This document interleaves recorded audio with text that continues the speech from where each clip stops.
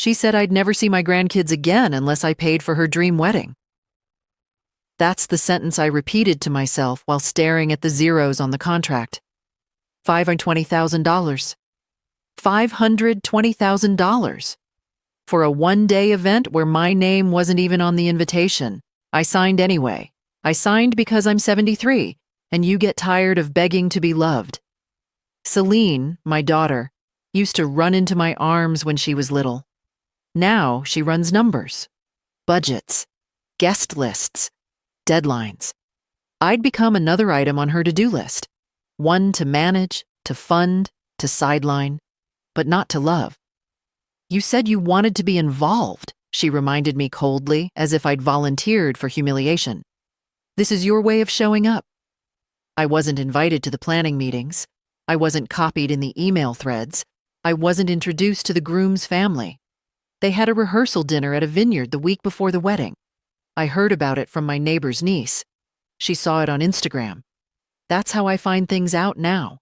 Not through my daughter, not through calls or visits, through photos, captions, sideways mentions. And still, I paid. I paid because I wanted to see my grandsons again. 7 and 5, both born after Celine moved to California with a vision and a fiancé who drove a Tesla and called me ma'am, like I was housekeeping staff. The last time I saw the boys was Christmas. They brought me a mug that said Best Grandma, and then spent the whole day watching an iPad while Celine and her fiancé argued in the kitchen about a vegan roast. When I tried to take a picture with them, she pulled the phone away. "No pictures," she hissed. "You know how Jared is about online presence." I don't know how Jared is. Jared doesn't talk to me. But I paid. I paid because I still have her drawings in a shoebox under my bed. Crayon hearts. Stick figures. "I love you, Mommy," in backward letters. That little girl is gone, but I can't seem to accept it. So I sat across from the wedding planner, a young man named Travis with mirrored nails and a pencil behind his ear, and I signed every line. Catering, floral, photography, guest lodging, live band, private transport, makeup for the entire bridal party.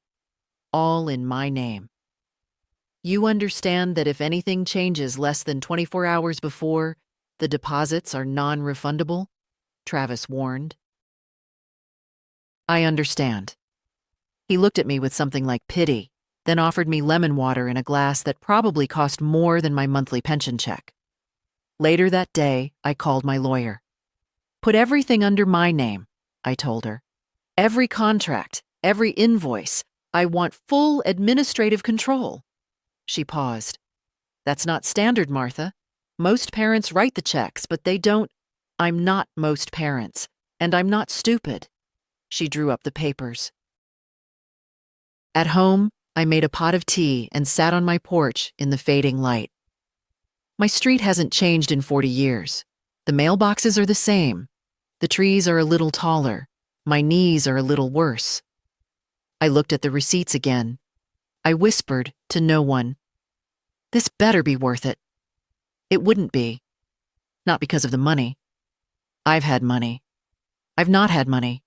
It all disappears eventually. But I thought, I hoped, that if I paid for this wedding, my daughter would see me. Not as a burden. Not as someone to manage. But as her mother. Her only living parent. The woman who raised her through night shifts, stomach aches, and silent tears on the bathroom floor. Instead, 2 days before the ceremony, she asked me not to wear the navy dress I'd picked. "It's a bit outdated," she said with a rehearsed smile. "We want the photos to have a modern aesthetic." "It's all I have," I said quietly. She didn't offer a solution, just tapped on her screen and left the room. So I called a cab and went downtown. Found a boutique where the mirrors were kind. I bought a deep green dress I couldn't afford. The sleeves covered the worst of my arms. The neckline was respectful. The fabric fell well. The saleswoman said I looked elegant. I paid in cash. The day before the wedding, Celine sent a message. "Arrive at 3:30. Don't bring a +1. Please stay quiet during the ceremony. Jared's family is particular, not, we're excited to see you, not, thanks, Mom. Just rules. That night I couldn't sleep. I lay awake staring at the ceiling fan, listening to it click with each slow turn. And I remembered something. On Celine's 7th birthday, I made her a chocolate cake with sugar daisies. She squealed so loud the neighbors thought we'd won the lottery. I didn't have much that year, but she never knew. She used to love me. The next morning, the sun came in hard through the kitchen window. I put on the green dress, pulled my hair back, put on my late husband's watch. It doesn't work anymore, but it looks nice. Solid, like I used to feel. I looked in the mirror. Let them see you, I said to my reflection. All of you. And I left. The venue was called the White Juniper, one of those converted barns with chandeliers hanging from exposed beams and lavender sprigs tied to every chair. It looked like something out of a magazine, the kind Celine used to tear pages from and glue into collages when she was in high school. Funny how she circled her dream wedding before she'd circled a decent man. I arrived at 3:28, not a minute early, not a minute late. The parking lot was already crowded with SUVs and rental vans. Vendors moved quickly, catering staff in black aprons, florists in tank tops with thorns stuck to their fingers, 2 men unloading lighting equipment with the word ambiance printed across their shirts. No one looked at me. I walked past the check-in table. A girl in a pastel jumpsuit asked, "Are you with the bride or the groom?" I paused. It was a simple question, but I didn't know the answer. "The bride," I said. "I'm her mother." Her eyes darted to a clipboard. "Name?" "Martha Hendricks." She scanned the list, flipped a page, then frowned. "I don't see you here." I felt something cold crawl up my neck. "I paid for the wedding," I said calmly. "Oh." She straightened. "I didn't know." "Sorry. Go right in, Mrs. Hendricks." I walked through the wide barn doors into a world I had funded and been erased from. The place was stunning, I'll admit that. Rows of white chairs lined with greenery, a long aisle runner made of hand-woven fabric, a glass altar that reflected the late afternoon sun like it was blessed. I found my seat in the 2nd row, 3rd chair from the aisle. The place card said, "Reserved." No name, just a placeholder. That's what I'd become, I suppose. There were no programs on my seat. The woman beside me, who smelled of expensive sunscreen and orchids, leaned toward her friend and whispered, "That's the mother of the bride, I think." I saw her in the lobby looking kind of lost. I didn't correct her. I looked down at my hands. The veins were more pronounced these days. The rings sat looser. I'd thought about getting them resized, but I liked the way they slipped around. A reminder that things move, shift, don't stay in place. Not even love. A young man in a headset approached. "Mrs. Hendricks?" "Yes." He bent down. "Travis would like to speak with you. He's in the staging suite." I followed him out of the hall, past the gift table where a gold-framed sign read, "Welcome to the wedding of Celine and Jared, where love is timeless and family is forever." I had to stop myself from laughing. Upstairs, the suite was a flurry of activity. Dresses, makeup kits, curling irons. A bridesmaid sat on the floor, eating pretzels from a Ziploc bag, while another scrolled through Instagram. Travis stood in the middle, arms crossed, eyes sharp. "Mrs. Hendricks," he said, "we have an issue with the photo booth vendor. He says the deposit didn't go through." "That's not possible," I said. "It was scheduled with the others. All payments were processed through my investment account." "Yes, well, he says otherwise." I opened my purse, pulled out the folder I'd brought, one with copies of every receipt, contract, and authorization. Page 12, I said, handing it over. Signed, dated, processed last Tuesday. Tell him to check his records again. Travis flipped through it, lips pressed in approval. You're very thorough. I ran a business for 40 years, I said. Laundry, not events, but books are books. I'll handle it, he said, and disappeared down the hallway. I turned to leave, but heard a voice from behind a curtain. Seriously, Celine? You let your mother come in that dress? It was one of the bridesmaids. I didn't know which one. They all looked the same to me. Tan, styled, sharp. She insisted, Celine's voice replied. I didn't have the energy to fight her. Let her wear what she wants. She'll be in the back row anyway. I thought you said she was funding everything. She is, Celine said flatly. But that doesn't mean she has taste. There was laughter. Not cruel exactly, just detached. The laughter of people who thought they were being honest, stylish, superior. I didn't say a word. I walked out of the room as quietly as I'd come in. Back downstairs, the groom's family had begun arriving. His mother, a petite woman with coral lipstick and a string of pearls, was being photographed by the arch. She posed with confidence, as if she were the one who'd built the house that hosted the party. She probably thought she had. I stood off to the side and watched as the guests filtered in. No one spoke to me. A few nodded politely. One woman asked if I worked for the venue. At 4:10, I went to the restroom to check my hair. The lights were bright, unforgiving. The green dress still looked good. Better than good. It looked like someone who tried, who showed up. I looked at my reflection. I smiled slightly.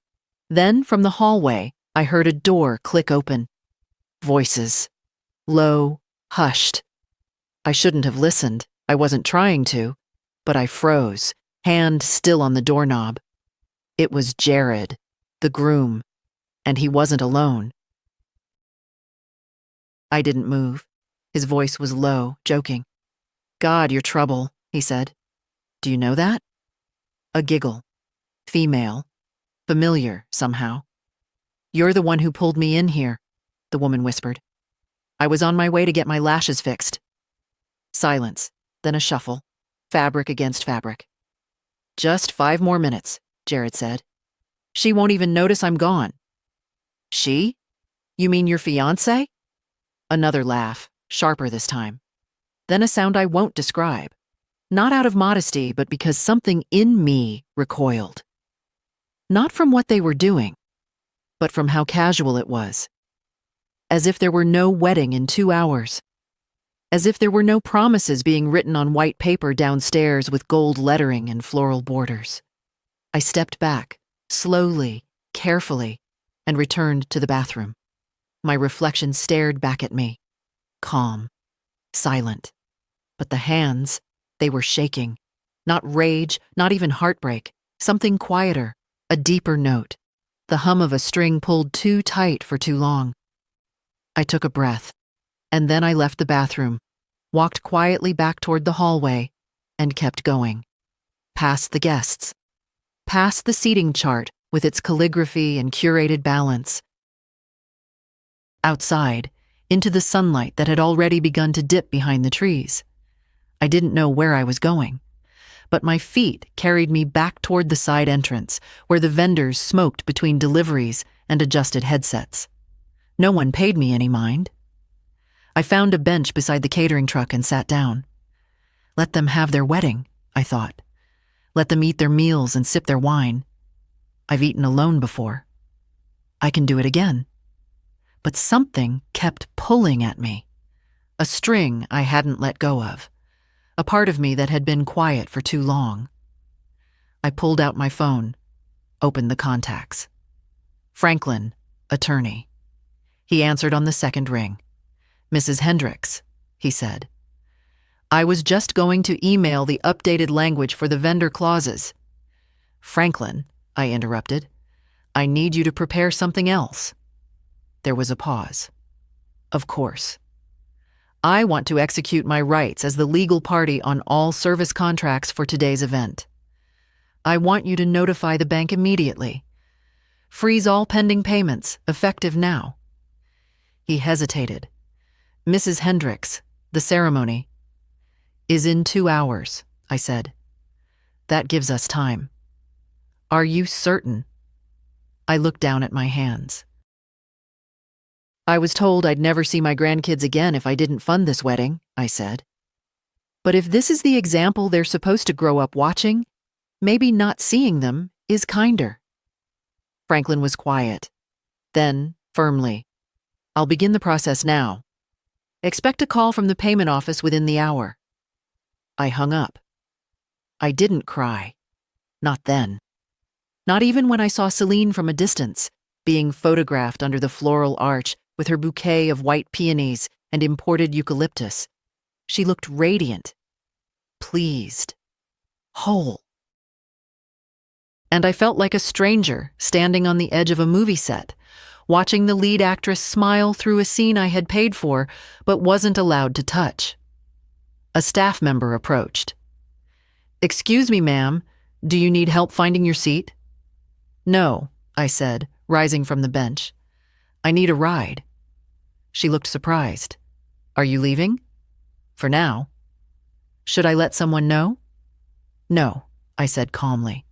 "Let them start the show." I walked back to the road and called a cab. The driver was a young man with an eyebrow piercing and a t-shirt that said, "Nope." "Where to?" he asked. I gave him my address. In the rearview mirror, I saw his eyes flick to my dress. "Coming from a wedding?" he asked. Something like that. We didn't talk after that. At home, I changed out of the green dress and into something softer. I made tea. I turned on the lamp in the corner, the one with the warm light that makes the living room feel like dusk no matter the hour. Then I opened my laptop. Email after email. Vendor after vendor. I sent formal notices of payment withdrawal and contract nullification. Franklin replied quickly. The cancellation penalties would be high. I told him I didn't care. The truth is, $5,000 to $20,000 was never just money. It was love I was trying to buy back. And like most things sold at that price, it was never going to be delivered. My phone buzzed. It was a message from the bank. Transaction block confirmed. $4,000 to $18,000 of remaining pending payments stopped. Partial services already rendered may not be refundable. Please confirm next steps. I texted back. Proceed. Open trust account in grandchildren's names. Equal division. Another message came through, this time from Celine. Where are you? I stared at the screen, then another. The planner can't reach the caterer. What's happening? And then, Mom, did you do something? I turned the phone over. No answer is still an answer. I sipped my tea. And for the first time in a long, long time, I didn't feel powerless. I didn't feel small. I felt exactly my size. A woman with a spine. A woman who could still say no. Let the guests sit. Let the music fade. Let my daughter look around and realize something's missing. It's not the cake. It's not the flowers.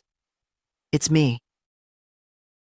The phone rang again, then again, and again. I let it ring. By the time the fifth call came through, I'd already silenced it. Celine, then Jared, then Travis, then the White Juniper office, as if the building itself had developed feelings and needed answers. I opened the window a crack. Let the air in. Outside, my neighbor was watering her roses. A dog barked 2 streets over. The world, I noticed, was still turning, even as their wedding began to crumble. The first real message came at 5:12. Mom, where is the band? They're not here and no one is answering. Then, a second one. Travis said the bar is shut down. Are you okay? I didn't reply. Because yes, I was okay. For the first time in years, I was more than okay. Across town, in a barn dressed up like a fairy tale, the spell had started to break. According to Franklin's update, which arrived via a calm email with 3 bullet points and a PDF attachment, the following vendors had been notified. Catering. Services withheld due to breach of payment. Entertainment. Performance canceled due to frozen contract. Photography. Partial session halted. No post-processing authorized. Venue. Still operating under reduced terms, but legally informed of sponsor withdrawal. And most importantly, all parties were told who the financial backer was. My name. Not a private donor, not anonymous family member. Martha Hendricks. Let them say it now. Let them explain. I poured another cup of tea and opened the living room window. The breeze carried in the smell of pine and pavement. November air always had that edge. Not yet winter, but close enough to sharpen the lungs. The next message was from Travis. Mrs. Hendricks, I don't mean to intrude, but there's some confusion regarding payment status. Could we possibly speak ASAP? No apology, no surprise, just logistics. That boy would do well in finance. I didn't respond. Then came the voice message from Celine. I didn't want to listen, but I did. Mom, I don't know what's going on, but people are starting to notice. The food hasn't come out. Jared's parents are asking questions. I thought you were at the hotel. Where are you? Can you please call me? Her voice wasn't angry yet. Not yet, just tight, tense, like a balloon stretched too far but still holding shape. At 5:45, the first real crack happened. Reed, my neighbor's nephew, the one who worked part-time with the event staff, texted me out of nowhere. Hey, Mrs. H, I'm working that Juniper wedding. Something weird is going on. Did you pull the plug or something? People are freaking. I smiled, then put the phone down. I imagined it clearly. Guests glancing around, wondering why there's no music, why the servers have disappeared, why there's no champagne, just water in pitchers with browning lemon slices. Jared pacing, Celine whisper shouting, Travis typing frantically on his tablet. It wasn't cruelty I felt, not satisfaction. It was more like justice, not petty but precise, not revenge, restoration. At 6:10, a knock at my door startled me. I opened it, and there, to my great lack of surprise, stood Jared's mother. Her lipstick was gone. Her eyes were wild. The pearls looked tighter now, like a noose. Mrs. Hendricks, she said, not even pretending civility. We need to talk. I didn't move from the doorway. How did you get my address? Your daughter gave it to me. Of course she did. She's in tears, the woman continued. Jared is livid. The guests are waiting. There's no food, no music, no anything. And now I hear you paid for the wedding? And pulled out? I nodded. Yes. She blinked, thrown by the simplicity of my answer. I don't understand. Why would you do that? Because, I said calmly, 2 hours before the ceremony, I found your son groping one of the bridesmaids behind a curtain. Her mouth opened, then closed, then opened again. That's absurd. I saw it, heard it. I know what I know. She crossed her arms. That's not a reason to sabotage your own daughter's wedding. No, I said, voice steady. The reason was the years of being used. The years of being told I was lucky to be tolerated. The years of funding silence. I took a breath. And because it was all in my name. She stared at me like she was seeing me for the first time. You're making a mistake, she said. This will ruin everything. No, I said. It will start something. I closed the door. Back inside, my phone buzzed again. Another message from Celine. Please, I'm begging you. Everyone is looking at me like I'm a liar. Jared won't explain anything. The cake hasn't arrived. You have to fix this. You have to. And then, if you don't, I swear I'll never forgive you. I stared at the screen for a long time, then typed, "You threatened never to let me see my grandkids again if I didn't pay. Now you're threatening never to forgive me because I did. On my terms. I think we're done with threats." I hit send. And for the first time in years, the silence that followed didn't feel empty. It felt clean. By 6:40, the wedding was no longer a wedding. It was a beautifully dressed disaster. Guests began to leave in small, polite waves, murmuring excuses about babysitters and early flights. The kind of excuses people invent when they don't want to admit the party has died and they're looking for the exits. The band never arrived. The dinner never happened. The bartender, unpaid, packed up his mobile bar with an almost smug efficiency. In the middle of it all stood Celine, still in her dress, still holding her bouquet, still pretending that if she smiled wide enough, it might all reverse itself. But even her smile had cracks now. You could see it in the eyes. Eyes that darted from person to person, hoping someone would offer a solution she didn't have. Jared, meanwhile, had disappeared. No one had seen him in 20 minutes. I imagine he slipped out the back the moment it became clear the event was collapsing. Men like him don't stay for cleanup. They don't carry chairs. They don't apologize. They vanish. At 6:58, Celine called again. I watched the phone ring until it stopped. Then she called from another number. This time I answered. "I'm standing here," she said, her voice low and shaky, "in front of 100 people. My fiancé is gone. The food is gone. The lights are off. The DJ just told everyone he's not playing because you canceled his check. What did you do to me?" Her voice cracked at the end. Not out of grief. Not yet. It was something worse. Fear of humiliation. I let a pause stretch between us before answering. "I didn't do anything to you," I said. "I just stopped doing everything for you. You've ruined my life." "No, Celine. I saved mine." She went quiet. In the silence, I could hear faint voices in the background. The rising buzz of guests realizing that the event had truly collapsed, that there would be no recovery, no second course, no first dance. "Why didn't you just talk to me?" she asked, barely above a whisper. "I tried," I said. "For years. With phone calls you didn't return. With money I kept giving. With kindness you treated like currency." There was a pause. "Why today?" she asked, almost childlike. "Why now?"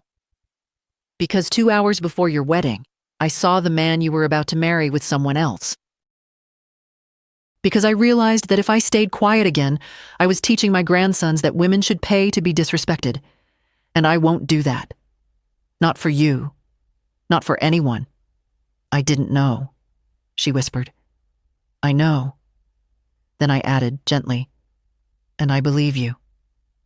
That silence, the second one, it was heavier, sadder, and maybe more honest than anything we'd shared in years.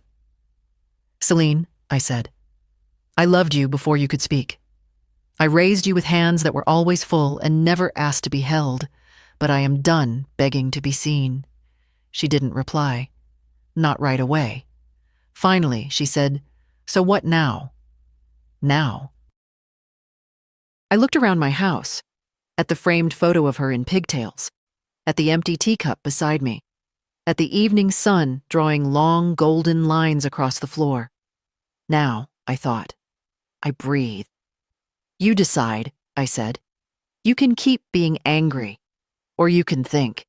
But either way, I'm not coming to clean it up."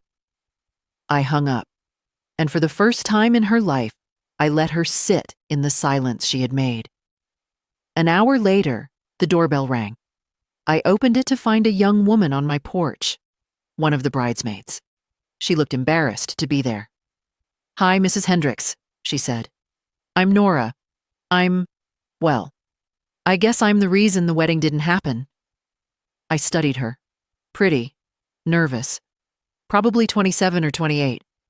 The kind of woman who hadn't yet realized that beauty doesn't come with immunity. I figured it out, I said. Two voices behind a curtain. One man too sure of himself. One girl laughing like no one would ever know. She winced. I didn't mean for it to happen. I didn't mean to hurt her. I nodded. Most people don't mean to, but they do anyway. She looked like she might cry. I didn't comfort her. Instead, I stepped aside. Come in, I said. She blinked. What? Come in, I made extra soup. You can sit for a moment before you go back to wherever you're hiding. She hesitated, then stepped inside. She sat at the edge of the kitchen table like a child in trouble. She looked around at the photos, the worn curtains, the bowl of apples. I've never seen her cry like that, she said finally. Your daughter. She cried when she was 3, I replied, because I threw away a plastic necklace she made me. I didn't mean to, but I was tired. I cleaned too fast. Did she forgive you? Eventually, but she never forgot. Nora nodded, and then, very quietly, said, You did the right thing. I looked at her, really looked, and I saw not just a woman who'd made a mistake, but a woman who had enough shame to come and admit it, which is more than I can say for the man she sinned with. Eat your soup, I said. She did, and I sat across from her, watching her spoon shake slightly as she lifted it. I didn't comfort her. I didn't scold her. I just let her sit in the ruins like everyone else. The soup was gone, and the girl had left. She thanked me before she did, said she was sorry again. I didn't say I forgave her, because forgiveness isn't something you pass out like peppermints.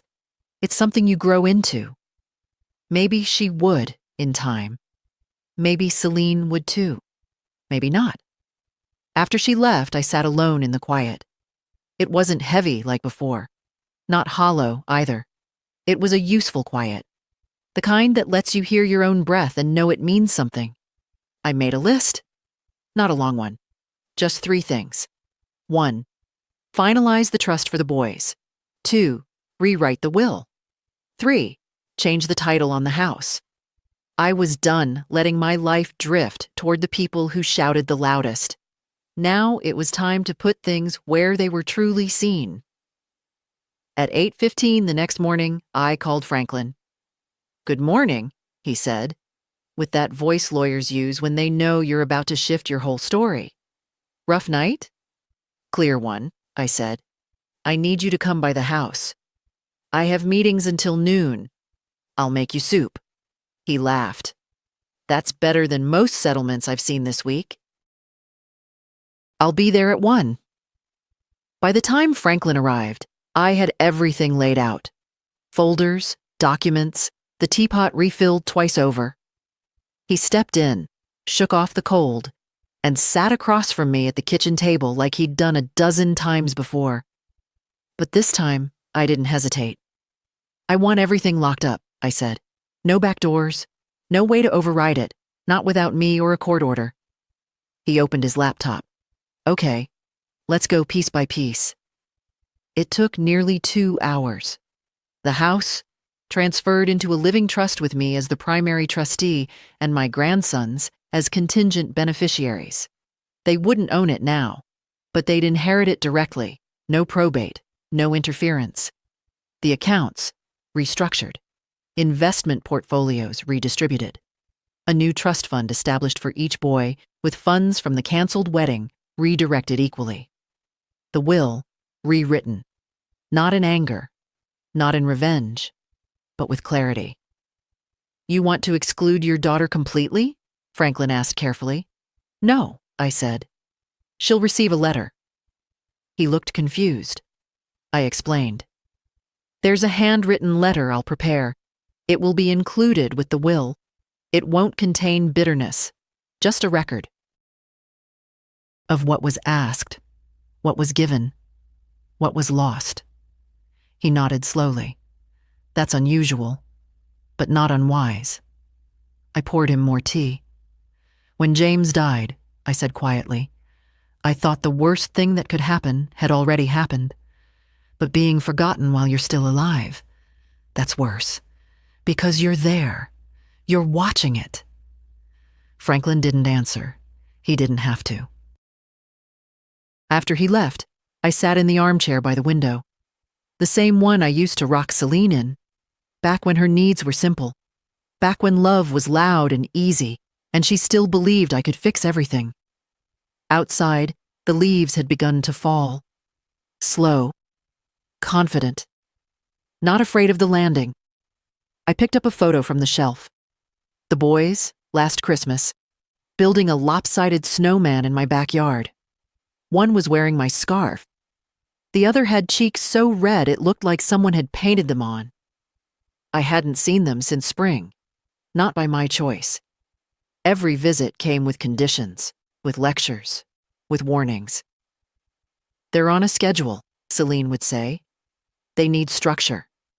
Structure. As if love was chaos. As if a warm cookie in a blanket fort were somehow criminal. I'd watched from the window once when they came to drop off a forgotten toy.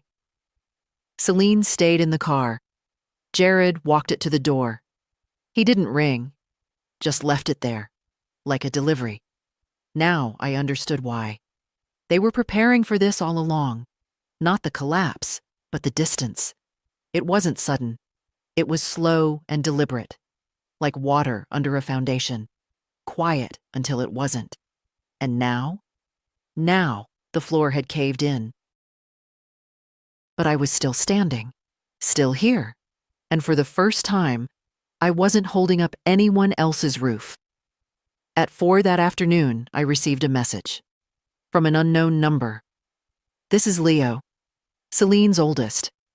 Mom doesn't know I have her phone. Can I call you? I stared at the screen for a long time. He was 7, too young to be pulling stunts like that, but maybe not too young to feel something was wrong. I wrote back, yes. 2 minutes later, the phone rang. Grandma? A small voice said, yes, sweetheart. Are you mad at us? I felt my throat tighten. No, darling. I could never be mad at you. Mom says you don't want to see us anymore. That's not true, I said. I want to see you very much. A pause. Can I come visit? I closed my eyes. And for the first time since this whole thing started, I let myself cry. Not from hurt, but from hope. They arrived 2 days later. Not with fanfare, not with apology. Just a knock on the door at 3:20 in the afternoon, and when I opened it, there they were. Leo and Caleb, 7 and 5. Standing awkwardly, each holding a backpack. Leo had a juice box in his hand, already half empty. Caleb clutched a plush dinosaur by the neck like it was armor. Behind them stood a woman I didn't recognize. She's our neighbor, Leo explained. Mom said she had a thing, so she asked Miss Rhonda to drop us off. Miss Rhonda gave me a brief, sympathetic smile. I was told to come back by 6. I nodded, heart tight in my chest. Would you like some tea, Miss Rhonda? No, thank you, she said quickly. I'll be back. The boys walked in like they hadn't been kept away for months. Leo threw his backpack down in the hallway and kicked off his sneakers without untying them. Caleb followed, more timid, hovering near the doorway until I knelt down and opened my arms. You sure you want a hug from an old grandma? I asked gently. He nodded, and the moment he leaned in, I felt the full weight of it, of all that I'd missed. The quiet moments, the ordinary sweetness of a child's warmth against your chest. I closed my eyes. When I opened them, Leo was already raiding the kitchen. You still keep cookies in the brown tin? I smiled. Check the 3rd shelf. Ha! Told you, he said to Caleb, who was now halfway across the room, watching him with wide eyes. They made themselves at home in the way only children can, without permission, without apology. And I let them. We played cards. We drank apple juice. I pulled out the box of wooden train tracks they used to love, and they spent 20 minutes arguing over how to build the loops. Leo wanted a double tunnel. Caleb wanted a bridge over a volcano. I let them figure it out. And while they played, I watched. Not just them, myself. How easily I still fit into this rhythm. How naturally my hands remembered the shape of care. Not the strained care I'd grown used to, the kind that cost too much, that came with invoices and expectations, but the real kind. "Why haven't we come over more?" Leo asked suddenly, his voice casual, but his eyes serious. I didn't answer right away. Caleb looked up too, waiting. "Well," I said carefully, "sometimes grown-ups make things complicated. They forget how simple love really is." Leo chewed on that. "Then, I told Mom I wanted to come see you." "What did she say?" He shrugged. "She said maybe, but I knew maybe meant no. So I asked Miss Rhonda." I smiled. "Smart boy." "I told her you weren't scary," he added. "Just kind of quiet." I laughed at that. "Kinda quiet" is the best review I've had in years. At 5:30, Miss Rhonda returned. The boys didn't want to leave. "Can we stay longer?" Leo asked. "Grandma has to rest," she said, but gently. "Maybe next time." "When's next time?" Caleb asked. I knelt beside them again. "You can come whenever you want," I said. "This house will always have a spot for you." Leo looked back at me as they walked toward the car. "Even if Mom gets mad?" "Even then." He nodded, serious, as if sealing a deal. Then they were gone. That night, I sat with the photo box open on my lap. Not the official albums, just the box. The one with the random snapshots, the blurry ones. The ones no one frames but no one throws away. I held a photo of Celine at age 10, sitting on my shoulders at the state fair, cotton candy in one hand, pointing to the sky with the other. I remember that day. How the ride operator let us go around twice because it was so empty. How she'd begged me to win her a stuffed frog, and I'd spent $14 to do it, popping balloons until my fingers ached. That girl still lives in my mind. That girl is easier to love than the woman who sent her sons here through a neighbor like they were packages from a missed delivery. But I loved them both. And maybe that was my flaw. Or maybe it was my strength. At 8, the doorbell rang. I wasn't expecting anyone. I opened it slowly. And there she was. Celine, still in her coat. No makeup, no prepared smile. Just a face I hadn't seen unguarded in years. She looked smaller than I remembered. "Can I come in?" she asked. I stepped aside. She didn't sit. Just stood near the table, eyes flicking to the boys' juice cups, the toy dinosaur, the train tracks still half assembled on the rug. So they were here. Yes. You could have told me. You could have brought them yourself. She winced, like that truth had landed somewhere deep. "I wanted to," she admitted, "but I didn't know if you'd—" "What?" she swallowed. "Still want us?" I looked at her, really looked. This wasn't the girl from the wedding flyers, the one with the champagne glass and the perfect pose. This wasn't even the woman with the cold emails and clipped phone calls. This was my daughter, as raw as I'd seen her in 20 years. "I always wanted you," I said, "even when you didn't make it easy." She looked down. When she finally met my eyes again, they were wet. I messed up. "Yes," I said, "you did." Silence. Then she asked, almost like a child, "Can we fix it?" I didn't say yes, but I didn't say no. Instead, I walked into the kitchen and poured 2 cups of tea. One for her, one for me, and when I set it down in front of her, she understood. Some bridges don't burn in one night. Some take years. And some, if you're very lucky, you can rebuild plank by plank. The tea steamed between us. Celine cupped her hands around the mug but didn't drink. Her fingers moved, restless, like she wasn't used to stillness.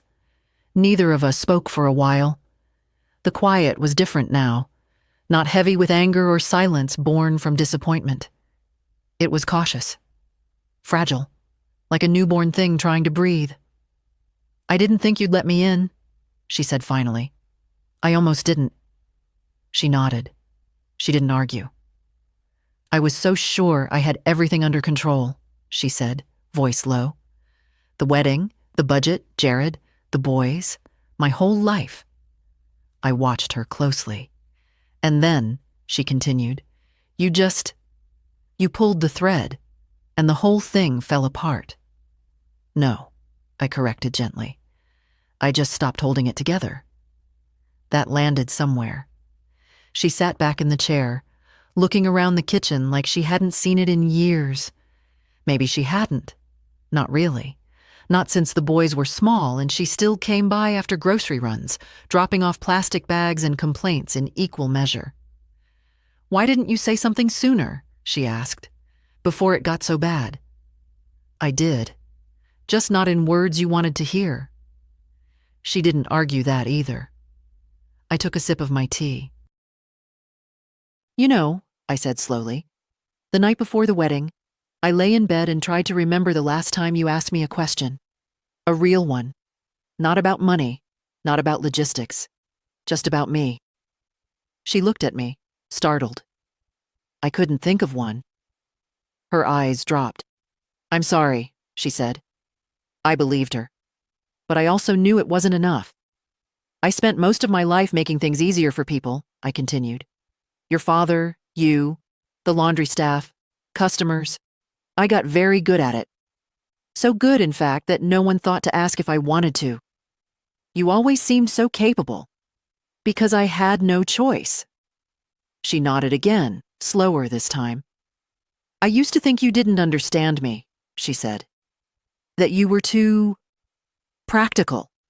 That you didn't care about style or culture or the way things looked." "You're right," I said. "I didn't care about appearances. I cared about being able to pay the light bill." That stung. But she took it. "I thought that made me better," she whispered. It wasn't said to wound. It was said like someone confessing an old, secret thought they were ashamed of now. "I know," I said. "I felt it every time you looked through me like I was embarrassing you." Tears filled her eyes. She didn't wipe them away. "I thought if I just kept succeeding," she said, "you'd come around. And I thought if I kept giving," I said softly, "you'd finally see me." We both sat in that. Two women, two mirrors, both chasing the same thing in opposite directions. "Do you love him?" I asked. "Jared?" "Yes." She hesitated too long. "I thought I did." I nodded. "Sometimes we love the idea, not the man." She stared into her mug. "He hasn't called." I'm not surprised. She didn't defend him. Progress. "I feel like such a fool," she said quietly. "Then you're finally learning." That surprised a small laugh out of her. "I don't know what happens now," she admitted. "To the boys, to the house, to everything." I set my cup down. "That's the thing about falling apart," I said. "It's a good chance to rebuild right." She looked at me, and for the first time in years, her eyes weren't filled with strategy or defensiveness or performance. They were just tired, human. "I want to do better," she said. I believed her. But again, it wasn't enough. "You'll need to show them," I said. "The boys. That love doesn't come with strings. That being a mother isn't about controlling the scene. It's about showing up every day, especially when it's hard." She nodded. "And you," she added. "What about you?" I smiled faintly. "I think I've shown enough." She reached across the table and placed her hand over mine. It was tentative, light, not a grip, just contact. "I wish I'd come sooner," she whispered. "I know. But I'm here now. I see that. Silence again. Not cold, not empty. Still and kind. Celine stayed for almost 2 hours. We didn't solve anything, not really. There was no list, no agreement, no clear plan of how to move forward. But sometimes, healing doesn't come with steps. Sometimes, it just comes with staying, with not walking away. When she left, she looked back at the house. I could see the tension in her shoulders. "What if the boys ask why the wedding didn't happen?" she asked. "They will," I said, "and you'll answer with something true. Maybe not all of it, not right away, but enough." She nodded. "And what if they ask about you? About everything else?" I held her gaze. "You tell them I stood up for myself." She nodded again, slower this time, as if the weight of that answer landed on her and settled in a place she hadn't opened in a long time. Then she walked to her car and drove away. I didn't watch her turn the corner. I went back inside, put the dishes away, folded the boys' blanket from the couch, tidied the train tracks. Then I sat down and exhaled, not out of exhaustion, out of something quieter, relief. The next morning, I opened the front door to find a small box on the porch. No note, no markings. Just a plain cardboard square with a bit of twine tied around it. Inside, a photograph. It was one of mine, clearly taken from the house. Me and Celine, years ago, when she was maybe 12. I'd forgotten the moment entirely. We were in the backyard, both in oversized flannel shirts. She had one leg on the picnic table, striking some ridiculous pose. I was laughing, head tilted back, mid-motion, caught off guard. We looked happy. Not perfect, but real. Under the photo was a piece of notebook paper. I remember this day. "You let me use your lipstick and didn't say anything when I got it all over my chin. You just laughed. Thank you for always showing up, even when I didn't know how to ask. S." I folded the paper slowly, tucked it into the drawer with the rest. Not because I was ready to forget, but because I was finally ready to remember without pain. Around noon, Leo called. "We made banana muffins," he said, clearly proud. "But Mom said they're weird looking." "They probably are," I said. "The weird ones usually taste best." "Want some?" "I'd love that." He paused. "Can we come over?" "Of course. Caleb wants to bring the dinosaur again." "He can." "Cool. See you in 30 minutes. He hung up without waiting for a goodbye. Kids do that. They assume time will stretch for them, that the people they love will stay. And maybe, just maybe, if we're lucky, they're right. They came with muffins, still warm, still lopsided, and delicious.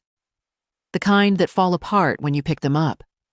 The kind that stick to your fingers because someone didn't grease the pan enough. We sat on the porch and ate without plates. Caleb smeared chocolate on the bench. Leo wiped it with his sleeve and said, "Don't tell Mom." I didn't. They asked questions.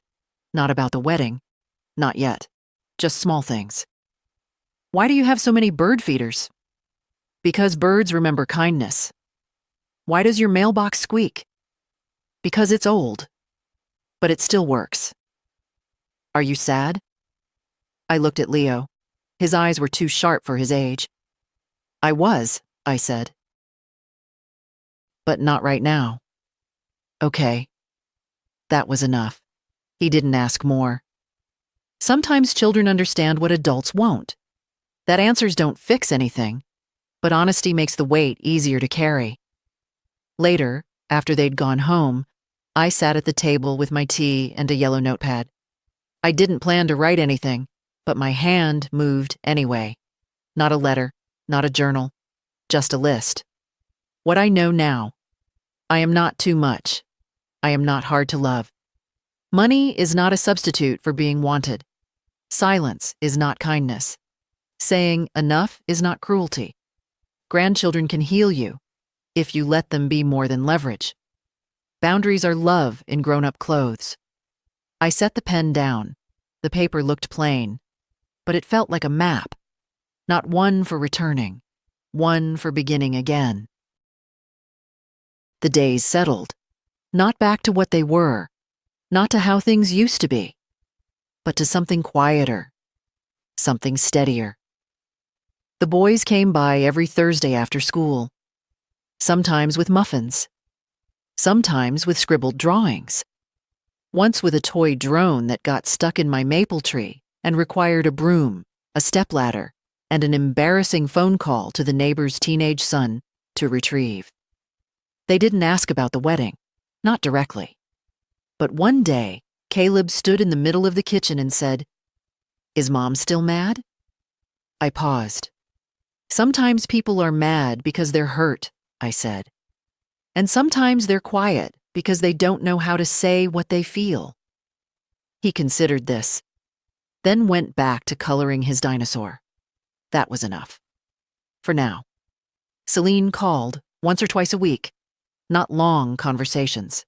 Not always comfortable, but real. One time she asked if I remembered the night her hamster died. "Of course," I said. "You cried so hard I thought you'd make yourself sick." "I thought you were going to replace him," she said. "You mean lie to you?" "No, I mean, I thought you'd fix it." I didn't answer right away. "That's the trouble," I said finally. "You started to think I could fix everything, and when I couldn't anymore, you stopped thinking I was useful." She was quiet. Then, "I don't think that now." "I know." The trust for the boys was finalized by the end of the month. Franklin called to confirm everything.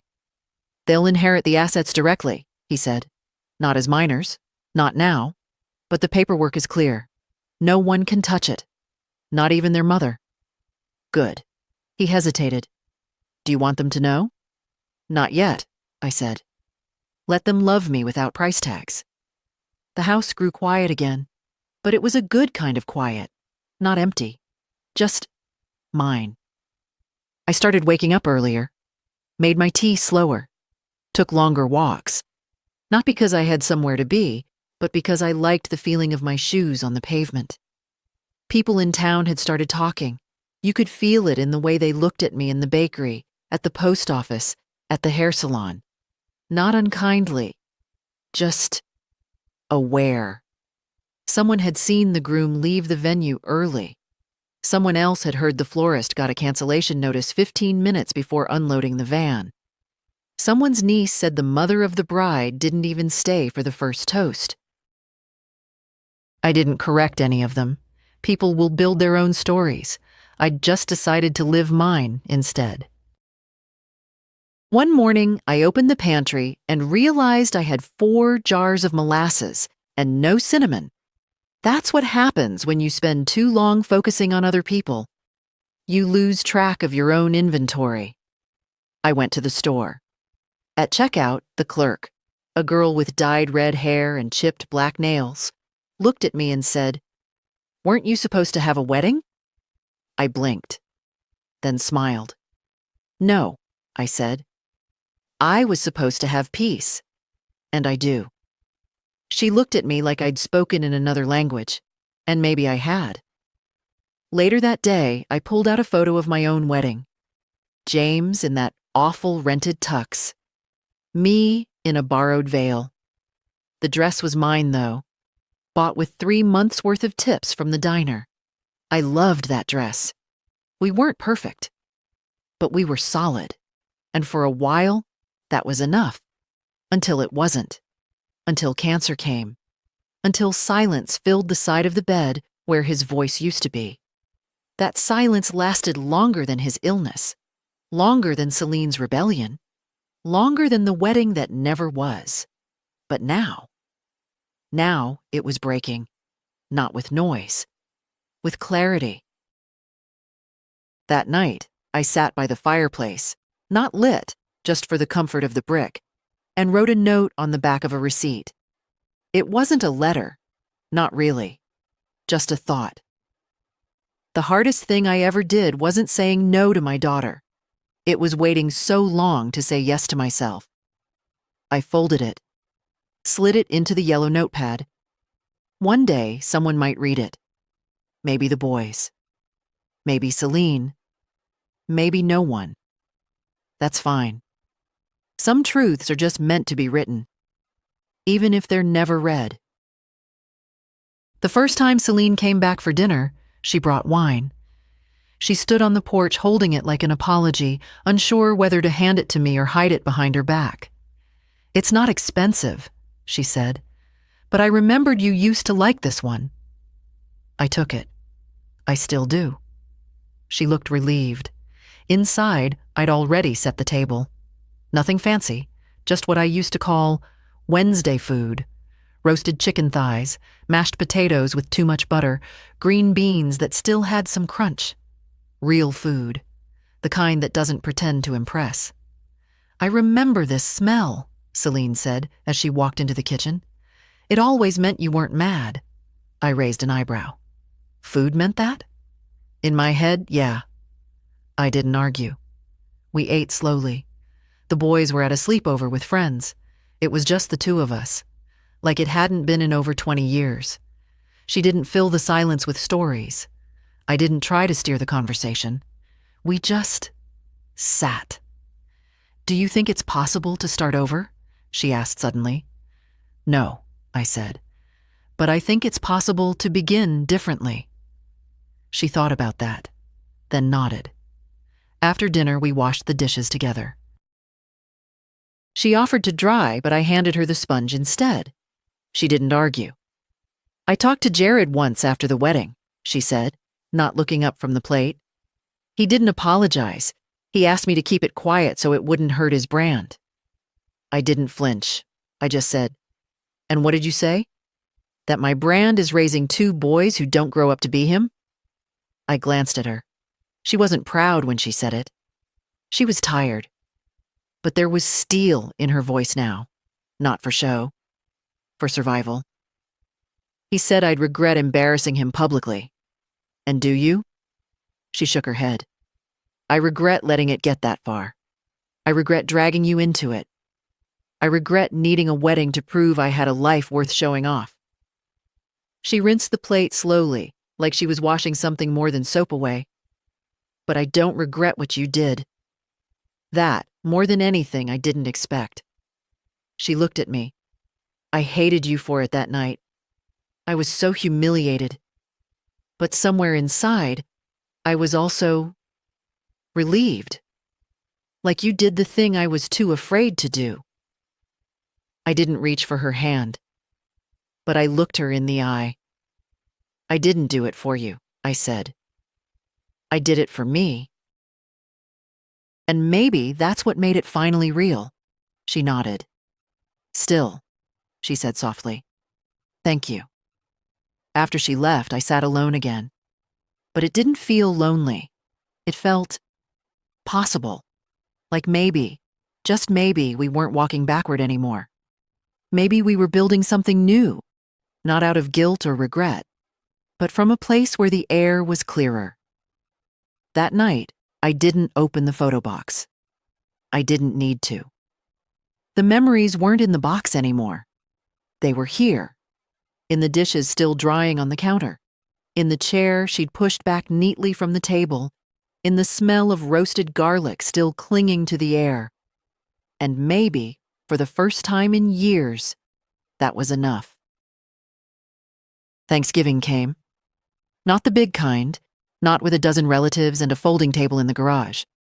Just me, Celine, and the boys. I roasted a chicken instead of a turkey. Less waste, less ceremony, more taste. Celine brought cranberry sauce in a ceramic bowl she used to hate. "I remember calling this thing ugly," she said as she set it down. "It is ugly," I said. She smiled. "But it holds," I added. "That's what matters." Leo and Caleb raced through the hallway yelling about gravy. I let them. The house was louder than usual, but the noise was warm, not invasive. After dinner, the boys lay on the carpet with full bellies and a movie playing too loud. Celine stayed behind to help me clear the plates. "Do you miss him?" she asked quietly. It took me a second to realize she meant her father. "I miss what we had before we got tired," I said. She nodded. "You two made it work for a long time." "Yes," I said. "But sometimes, working just means no one's willing to say it's over." She didn't answer right away. Then, "I think I understand that now." She started to rinse a plate, then stopped. "You're not like I remembered," she said. I looked over. "You used to be softer." Not in a bad way, just like you'd bend before you'd break. "And now?" She met my eyes. "Now I think you know you can do both." I turned off the tap, let the silence settle. "People don't like when women change," I said. "Especially after a certain age. They think we're supposed to freeze, be polite, be available, be grateful." She didn't argue. I handed her a towel. "Let them be uncomfortable," I said. She folded the towel slowly, like the act itself carried meaning. "I used to think if I became the right kind of woman, everything would go smoothly." "There is no right kind," I said. "Only real." She gave me a look, half sad, half relieved. Later, after she'd left with the boys, I walked through the house and picked up the scattered signs of their visit. A sock under the chair, a plastic spoon in the bathroom sink, a crayon in the folds of the couch. I didn't mind any of it. I left the crayon where it was, just because. In the kitchen, I poured myself a small glass of the same wine Celine had brought weeks ago. I lit a candle. I let the house be still again. Stillness didn't mean loneliness anymore. It meant space. Space I had earned. Space I had finally kept for myself. A few days later, I received a letter in the mail. Not an email, not a text, an actual letter. Folded. Handwritten. From Nora, the bridesmaid. I sat at the table to read it. "Mrs. Hendricks, I wanted to write to you properly. I've been thinking about our brief conversation, about what it means to hurt someone without meaning to, about how women are taught to compete for the scraps of attention men leave behind and how long it takes to realize we don't have to. I've apologized to Celine. I know that doesn't undo what I did, but I meant it. And I'm working on the part of me that thought silence was safer than truth. You scared me, you know. That night. Not because you yelled, you didn't, but because you didn't need to. You had a presence I'd never seen before. The kind that says, I know exactly who I am, and I won't beg to be respected. I want to learn that. I want to be that kind of woman. Thank you for showing me what it looks like. Nora. I folded the letter slowly, placed it in the drawer next to Celine's note. Not to save the moment, but to remember the shift. How far one act of refusal could ripple. Not to destroy, but to clarify. That night I dreamed of nothing. No weddings, no tears, no long drives in silence. Just quiet. Just breath. Just peace. And I woke rested. Not young. Not brand new. But full. The days kept unfolding, slow and even. Winter came in with rain instead of snow, softening the world without blanketing it. The boys started wearing their thicker coats and gloves, even when the weather didn't quite call for it. Children don't measure seasons by temperature. They go by ritual. Coats mean winter. Scarves mean cocoa. One Friday afternoon, Leo arrived alone. Celine had a doctor's appointment, and Caleb had a stomach bug. He came in with a backpack and a book under his arm. No screen time, he declared as he walked in. Oh? Yeah, I'm being good. I raised an eyebrow. And what does that mean? Mom said if I behave, I get to come back next week, too. Smart boy. He took off his coat, lined his shoes neatly by the door, and asked if he could have crackers. I gave him a small bowl and he sat at the table like a little old man, leafing through his book like it was a financial report. I sat across from him. "You read all that, or just looking serious?" I asked. He smirked. "Little bit of both." Then, without warning, he said, "Grandma, why don't you live with us?" I looked at him. "Because I like living here," I said. "But wouldn't it be easier?" "Maybe." He crunched a cracker. "Mom said you like quiet now." "I do." He nodded, chewing, then looked up.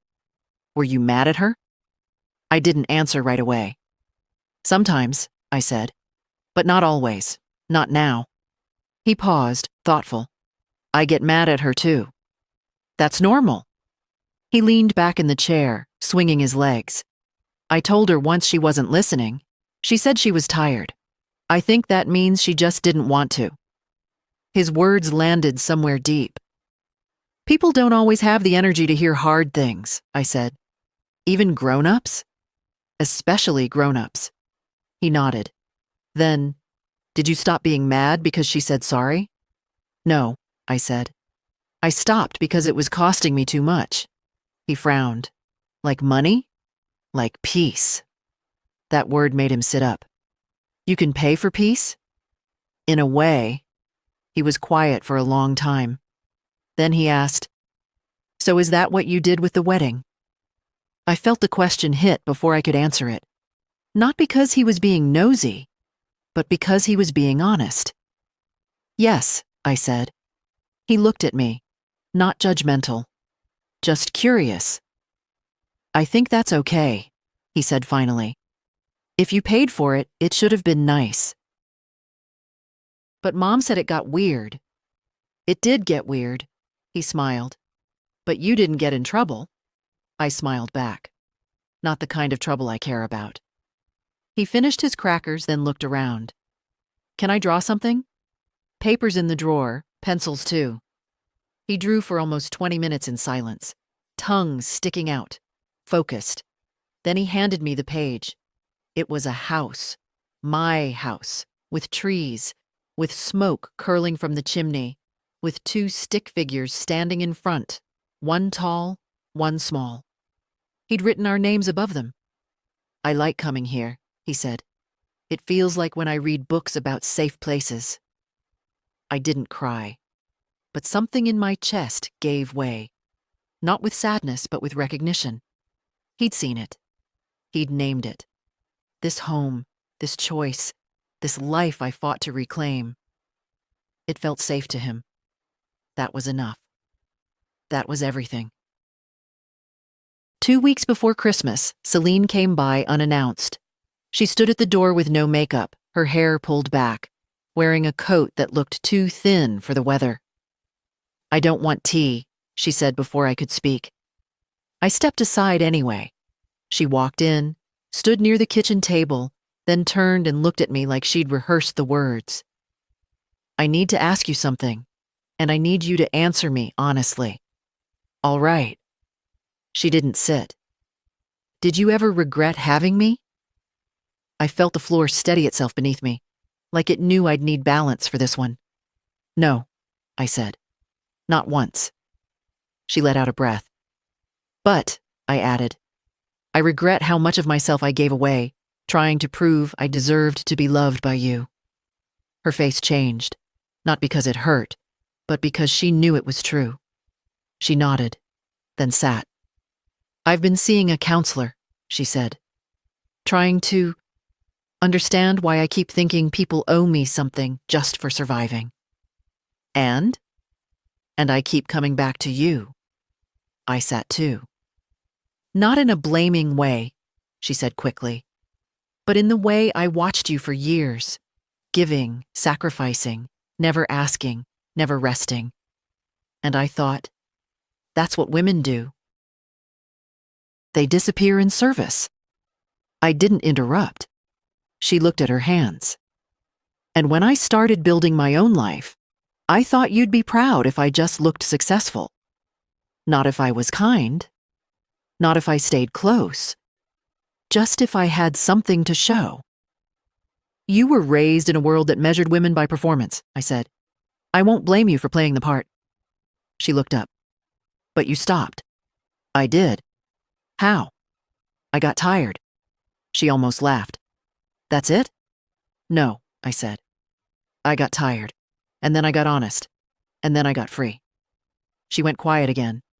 Outside, the wind scratched at the windows. Finally, she said, the night of the wedding, when it all collapsed, I told Jared I hated you.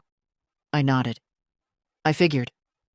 But later, she continued, after he left, I started thinking about what it would have cost you to stay, to smile, to pretend. Her eyes were wet now. I realized I would have hated you more if you had. She stood suddenly, walked to the window. I thought I needed that wedding to feel chosen, but I didn't. I needed someone to choose me, not the image of me. And you were the only one who ever did. I joined her at the window. The street outside was quiet. Frost on the edges of the grass. A squirrel darting across the power line like it knew exactly where it was going. I don't expect anything, she said. Good. But I want to ask something. All right. When I'm better, she said slowly. Not now, not next week, when I'm someone I respect again. Will you let me take care of you? I didn't answer right away, because no one had ever asked me that before. Not like that. Not with the understanding that I might say no. Maybe, I said. She nodded. Then she took my hand, held it like it was something she hadn't realized was hers to hold, and for the first time, it didn't feel like guilt. It felt like grace. It didn't all change overnight. Celine didn't suddenly become tender. I didn't become endlessly forgiving. The boys still tracked mud into the house. People still whispered, though softer now. But something did change. Or rather, settle. The way old earth settles after rain, darker, firmer, more certain of what it can hold. She started coming over with groceries. Not every week, and not with ceremony. Just quietly. Carrots, onions, a carton of eggs, 2 jars of jam she knew I liked. She'd set them on the counter, shrug, and say, "Got too much.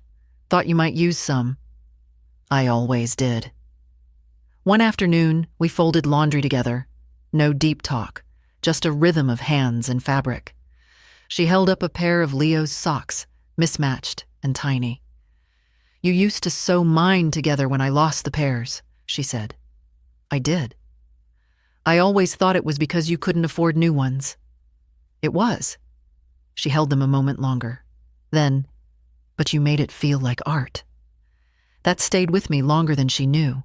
I didn't reopen the wedding account. The money stayed where I moved it, in trusts, in clean lines, with conditions that protected more than just assets. They protected boundaries. Celine never asked me to reverse it. That was her real apology. She started sending me photos, not posed ones, not holiday portraits, just moments. Leo asleep with a book on his chest, Caleb in the kitchen wearing her shoes, a note Leo had written at school. "I love my grandma because she lets me be loud when the world wants quiet." I printed that one and taped it to the fridge. One morning, early spring, I took a walk alone to the park near the river. The same one where James and I used to bring Celine in a stroller. The path was wet, the trees bare, but the geese were back. Life, even when quiet, always circles back. I sat on a bench and watched a young woman try to wrestle her toddler into a coat. He screamed. She looked ready to cry. I caught her eye and smiled. She didn't smile back, but she held my gaze, and I nodded once, just enough for her to see. You're not invisible. You're not failing. You're just tired. Sometimes that's all we need. A few weeks later, I opened my front door and found a single envelope. No address. just my name. Inside, a photo of Caleb, grinning, tooth missing, holding up a sign he clearly made himself. I have the best grandma in the world. Below it, in adult handwriting, Celine's. Thank you for staying when I didn't know how to come back. I held the photo to my chest, not out of drama, but because some things are finally too tender to hold with just fingers. I didn't forgive everything. That's not how real stories end. But I stopped carrying it. There's a difference. I let love in again, not because I forgot what it cost, but because I finally knew my worth. And when love comes to a woman who knows her worth, it has to come honest. It has to come slow. It has to come right. If you're reading this, maybe because someone sent it to you, maybe because you've been quiet too long, hear me now. You are allowed to say no. You are allowed to begin again at any age. You are allowed to take up space, to keep your name on things, to withdraw your money and your silence when the price is dignity. And if the world tells you you're too old, too tired, too much, let it. Let them talk. Then stand up anyway. Set down the weight that isn't yours. And live. Because I promise you, it's never too late to choose yourself. Not once. Not quietly. But fully.